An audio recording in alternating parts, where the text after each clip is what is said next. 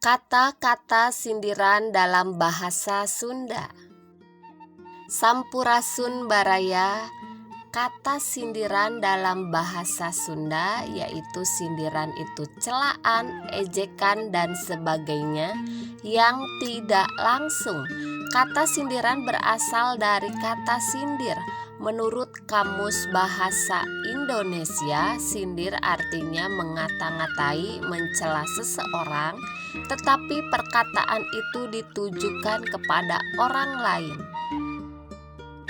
Ada orang yang berani mencela secara langsung, ada juga yang tidak langsung. Nah, yang tidak bisa mencela secara langsung dengan berbagai macam alasan, biasanya mereka mengungkapkan dengan kata-kata sindiran. Kata-kata sindiran juga ada tingkatannya, antara lain ada sindiran halus, sindiran bijak, sindiran pedas. Dilihat dari tujuan orang yang disindir. Kata-kata sindiran biasanya ditujukan untuk teman, sindiran untuk pacar, sindiran untuk atasan, bawahan, rekan kerja, bahkan ada kata sindiran untuk mantan. Kata-kata sindiran bahasa Sunda halus.